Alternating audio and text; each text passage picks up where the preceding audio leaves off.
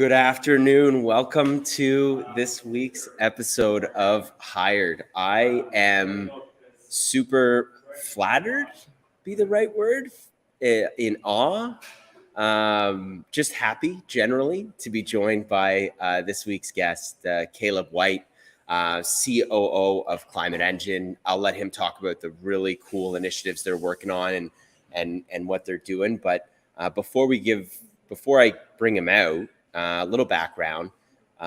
So I talked last week with Brian when he was on that. Brian was the one that introduced me to the industry. He was the one that kind of recruited me, for better sake of the word, to get into recruitment. And my first interview that I had coming out of school was with Caleb. And I don't think I've ever told him this before, but man, like, I still joined despite how bad of an interview it was. But no, in all seriousness, if it wasn't for Caleb in that first interaction, I probably wouldn't have been in the space. And, now that I can reflect back on this experience, it was really foundational of what we're building at Spark in terms of it's more important who you're working for and with than the company or the role you're doing. I knew nothing about recruiting. I knew nothing about the company that I was interviewing for, but Caleb created a brand and a personality around the company and what the job, what this profession would be, and really kind of was the reason why I joined.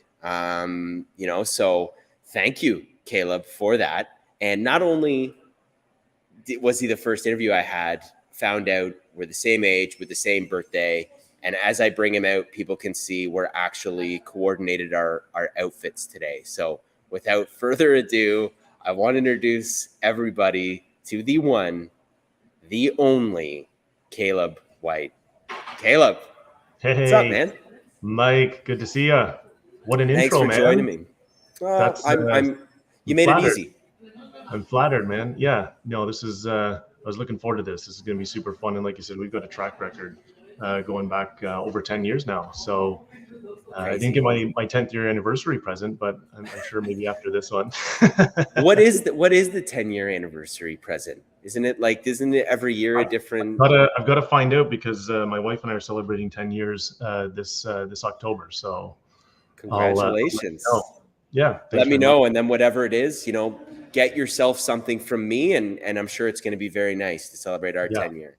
Yeah. Awesome. Well, I'm going to work on the intro. I want some applause, kind of sound effect next time when I bring you out, maybe some screaming fans to get 100%. everybody amped. But yeah. I'm super happy you came today. I mean, I think we talked months ago about this very topic, and I think, kind of scheduling and get you in here, it's very topical right now in terms of how to win top talent when you don't have the budgets to compete or the employer brand to compete with the competitors out there, and how being authentic and kind of purpose driven at the core is resonating with top talent and really could be a differentiator to do that. So I'm super happy you kind of came. But before we jump into the topic, I kind of want to give you the floor to kind of talk about what you guys are doing at Climate Engine and what excites you kind of about the future.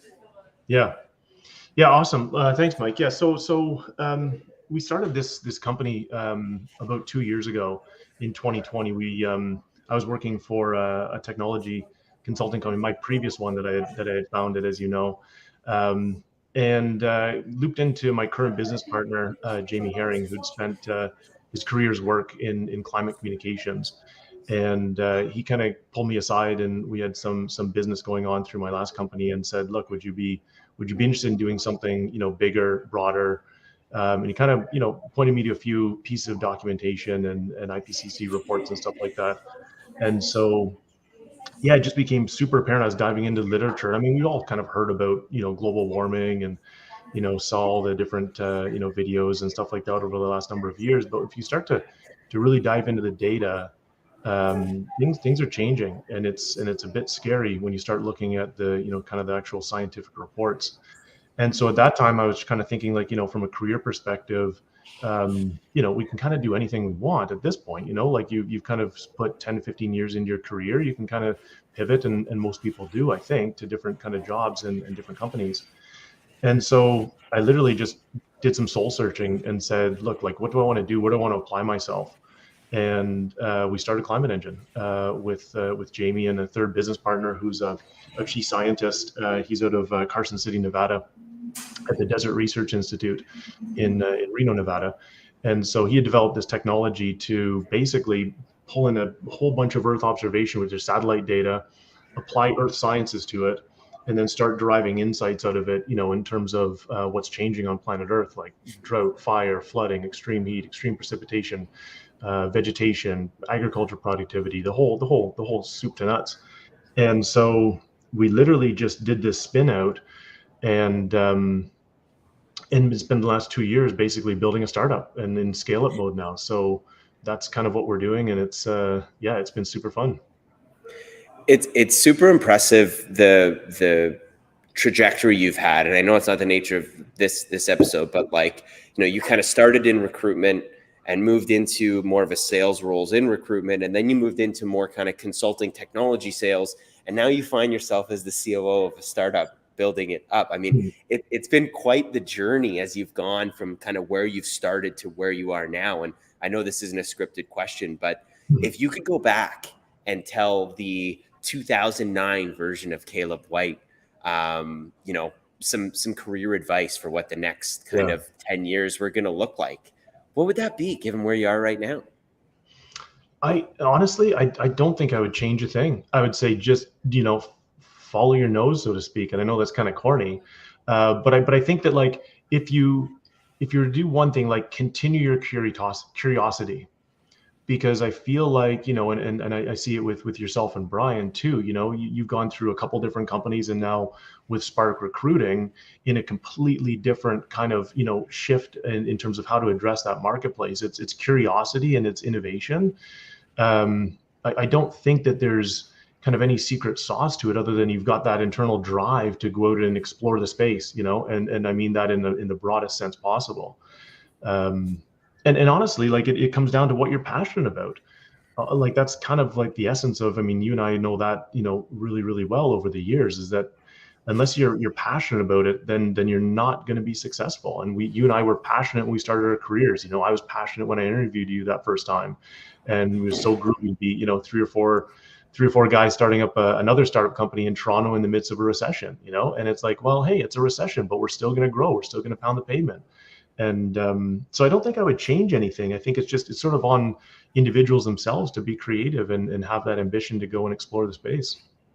I love what you said about curiosity driving, because I mean, if you think about your trajectory, that's what led you is being kind of curious about anything. And I remember early days when we were talking, one of the things you told me in the interview was like some books to read that were not related to recruitment at all, just kind of to kickstart that curiosity for me to think about things, and kind of that's how it happened. And and for you, the climate, I mean, you were curious about it. You didn't know if you necessarily had a passion yet until you started doing some research, and then that passion evolved. So it's almost like curiosity leads you to exploration, which can lead to passion, where it's like, maybe you don't know what you're passionate about, but if you follow that curiosity, you can uncover a passion. And it certainly has for you. So I love that advice. I mean, curiosity, and just kind of follow it and see where it takes you. And maybe it's nothing, but maybe it is something that can lead to a passion and a career.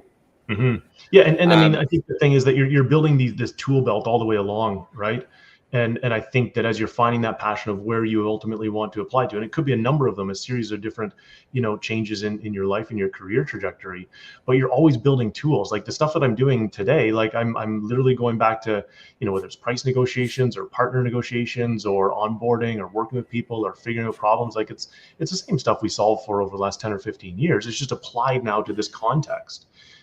So it's all worthwhile. It's not like you can just jump to the end of the line. I think that's maybe where some people get a little bit dismayed, is that you can't just end up in a certain position. It takes all of that kind of, my father would say, build character until you can get to that point where you can start applying it.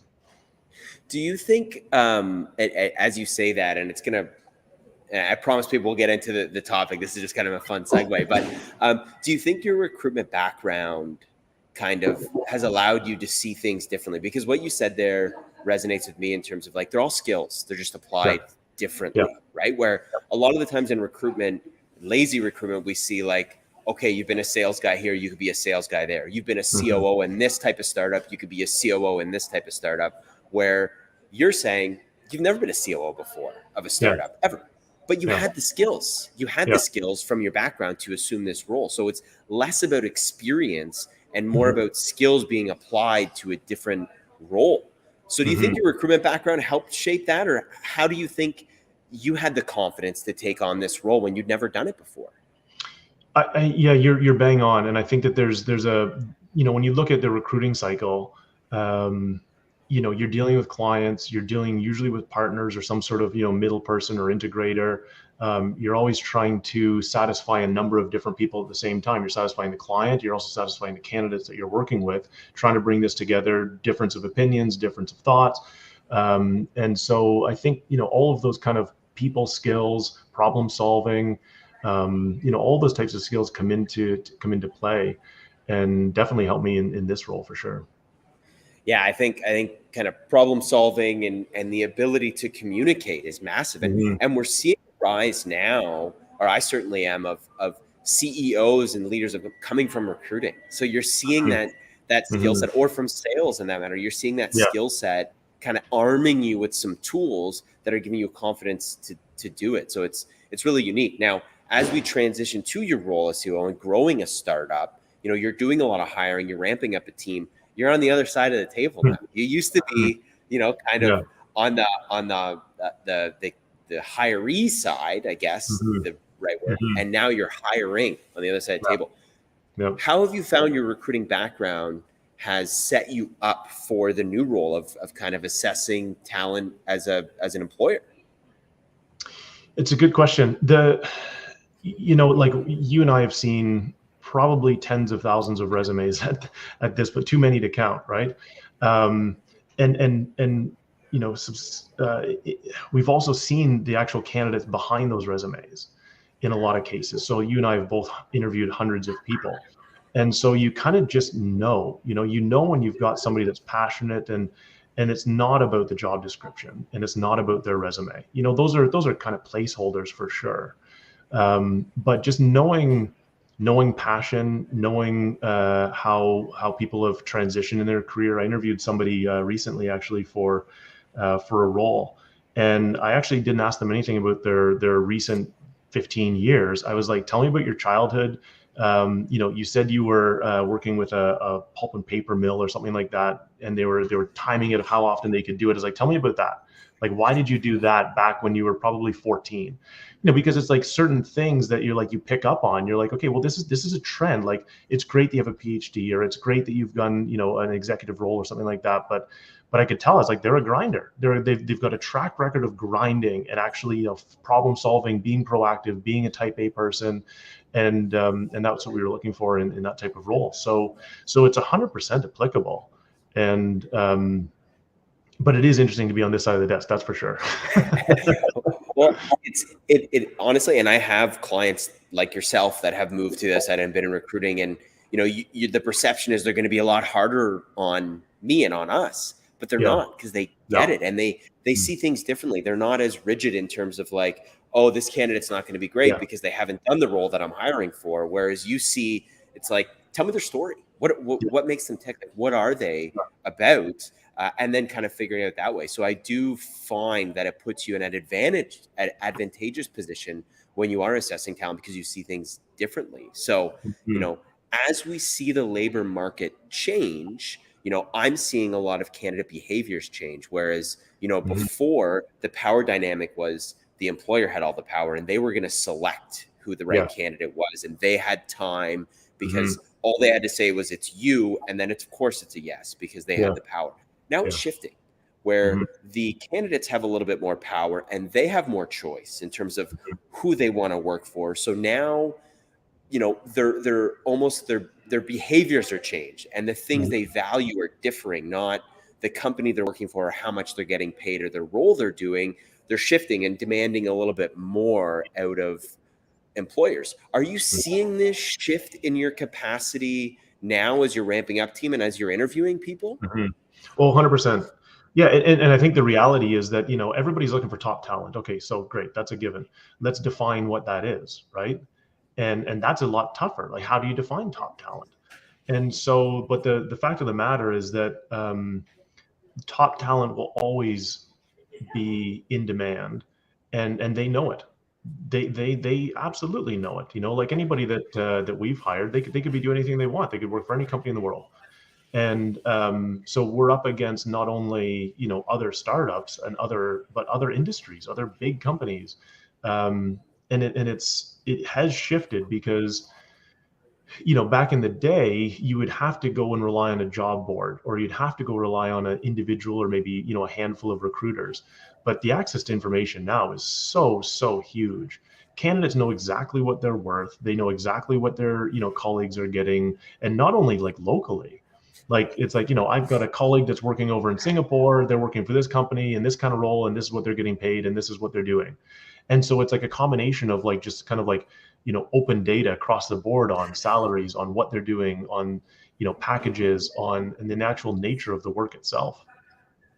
So with that change happening where that information's out there, so there's no value prop you can do in terms of like, hey, here's the role, here's how much it pays. How does it change how you position roles? Like, how do you get people interested in Climate Engine when you're competing with Google, you're competing with Netflix and Meta and Amazon and all of these massive companies that have established employer brands where people know their story and they kind of know what comes with that, where they don't know you? Do you see that as an advantage, a disadvantage? Like, how do you attract top talent and compete against those bigger firms? I know those are a lot of questions there. I got excited. Sure. Yeah. We'll just feel free to cut me off because I've had a lot of coffee and I continue to drink it. So no, there's definitely advantages and disadvantages to both. I mean, we actually do have a very, very close relationship with Google ourselves, and there's hundreds of incredible people there, and obviously they're Google, so yeah, like their brand is just such an incredible draw to candidates. But in parallel, like we're working as literally like a small scale up company that has a brand that's developing. And so, when we look to attract top talent, a lot of the times it comes down to just authenticity, personalities, and kind of about the mission. And I mean, we've we've taken on a pretty big mission ourselves. But there's a ton of companies like ourselves, like in the sustainability space, or in the kind of net zero, or whatever kind of flavor you want to pick that's hot right now. There's literally dozens of companies popping up every single day, and there will be continue to be. So it's not necessarily, I don't think, that the big companies can just rely on their brand anymore, or even their compensation. They're like, well, what am I going to be doing day one? Like, what's my job going to be? Who am I going to be working with? What am I going to like? What's my leeway for driving impact? Because we also know that in a lot of organizations, like very, very large organizations, it's like, here's your lane. You're allowed to do this. You're not allowed to do this. And this is, well, somebody else is going to take that, or it's another division or something like that. Where we come in, we say like, look, like, I don't know how to do this. You're the expert. I need you to develop this process. I need you to go out and build out this, this capability or whatever it is, because I don't have time for it, nor am I the best person to be doing it.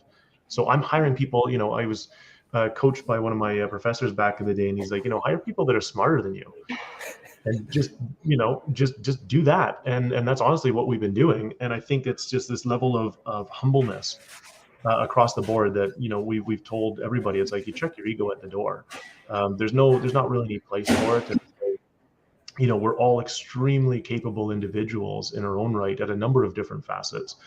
And but that authenticity is something that I think it probably doesn't come across whatsoever in any kind of online job board, or any kind of video or anything like that, until you actually get people like this on camera, or live, or in person, to kind of show that and let that shine. And I think, like, if I'm going to overgeneralize, the employer brand of the FANGs, and I'll bundle them all together with, Facebook, Amazon, Apple, Netflix, and Google. People are drawn to that because of the impact that they have, right? Like, those companies are making a massive impact on the world. And by joining one of those companies, you are a part of that. You are a part of making an impact.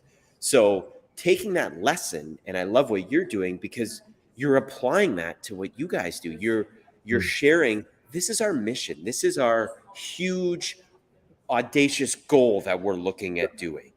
And by you coming on, you get to have this impact. And here's how your role specifically is going to contribute to making this impact. Whereas, so I would see you as an advantage, because those big companies, if you're hiring an engineer now, the impact you're going to have on their change is quite small because it's a massive company. Like, you can't do that. Early days, yeah, for sure. You were really close to that impact. You're closer to the impact.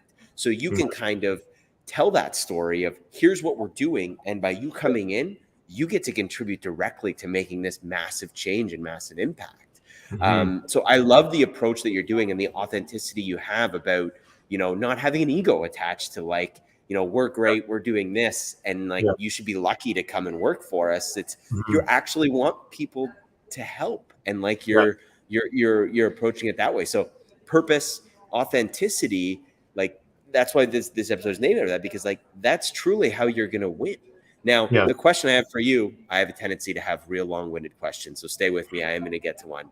But your mission and your purpose is big and easy and you know, I'll say sexy to sell.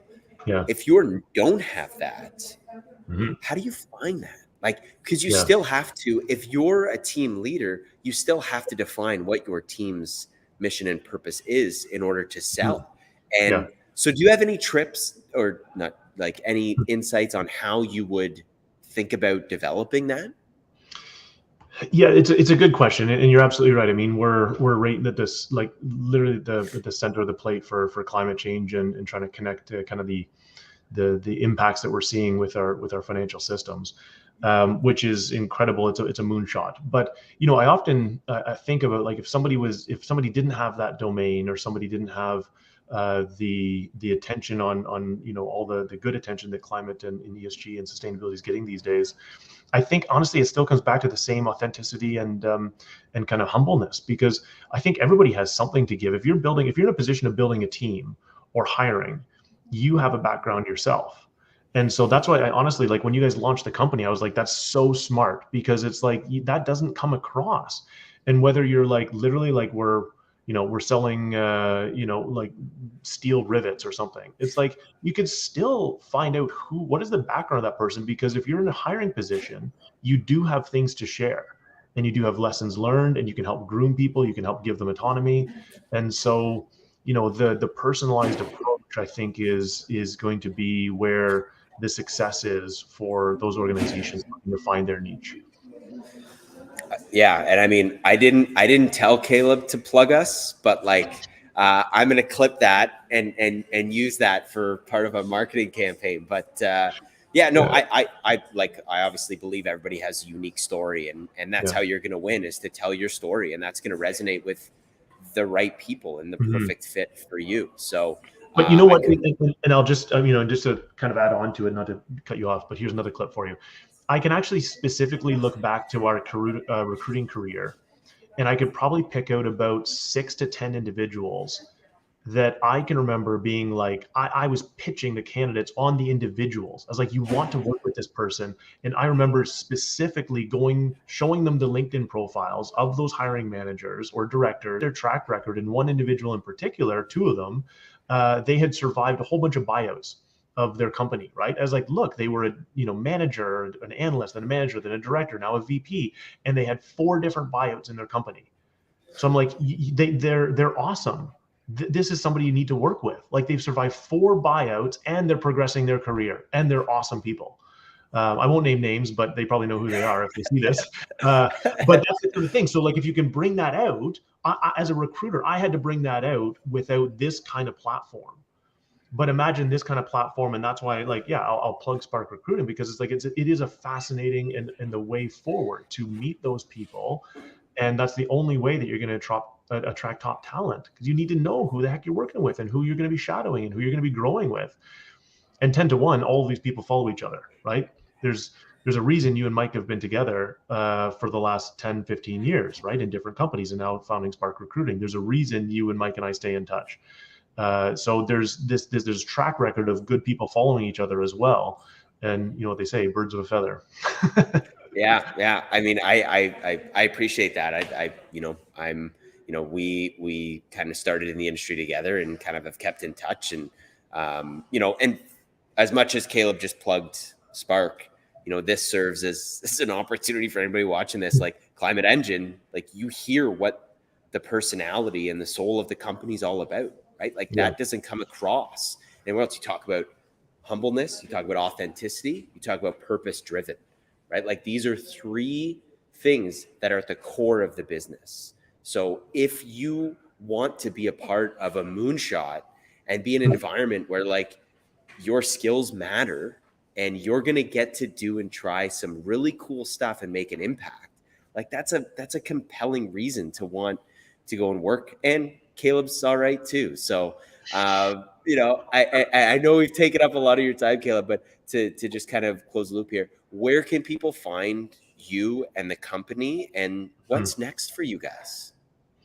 Yeah, good question. I wrestle with that every single day because it's sort of this roller coaster ride of a scale up.